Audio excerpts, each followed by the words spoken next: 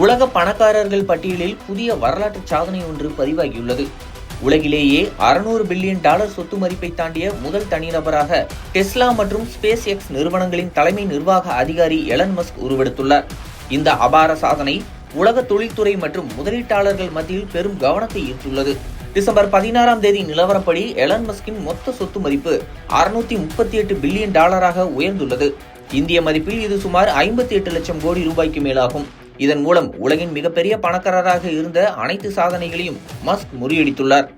மஸ்கின் சொத்து மதிப்பு இவ்வளவு வேகமாக உயர்வதற்கு முக்கிய காரணமாக ஸ்பேஸ் எக்ஸ் நிறுவனத்தின் மதிப்பீடு கருதப்படுகிறது.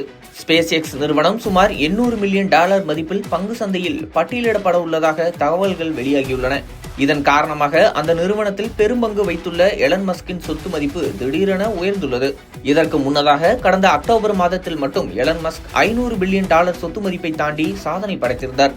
ஆனால் அதற்கு சில வாரங்களுக்குள்ளேயே மேலும் $100 பில்லியன் கடந்து தற்போது $600 பில்லியன் மைல்கல்லையும் எட்டியுள்ளார். இது உலகளவில் அரிதாக காணப்படும் சொத்து வளர்ச்சியாக பார்க்கப்படுகிறது. டெஸ்லா, ஸ்பேஸ் எக்ஸ் மட்டுமல்லாமல் செயற்கை நுண்ணறிவு, செயற்கைக்கோள், இணைய சேவை, சமூக வலைதளம் உள்ளிட்ட பல துறைகளிலும் எலன் மஸ்க் மேற்கொண்டு வரும் முதலீடுகள் அவரது சொத்து மதிப்பை தொடர்ந்து உயர்த்தி வருகின்றன. குறிப்பாக விண்வெளி தொழில்நுட்பத்தில் ஸ்பேஸ் எக்ஸ் நிறுவனத்தின் ஆதிக்கம் முதலீட்டாளர்களிடையே பெரும் நம்பிக்கையை உருவாக்கியுள்ளது. இந்த நிலையில் உலகில் இதுவரை எவரும் எட்டாத அளவிற்கு $600 பில்லியன் கடந்த சொத்து மதிப்புடன் எலன் மஸ்க் புதிய வரலாறு படைத்துள்ளார். வருங்காலத்தில் ஸ்பேஸ் எக்ஸ் பங்கு சந்தை பட்டியலிடலில் நடைபெறும் பட்சத்தில் அவரது சொத்து மதிப்பு மேலும் உயரும் என பொருளாதார வல்லுநர்கள் கணித்து வருகின்றனர்.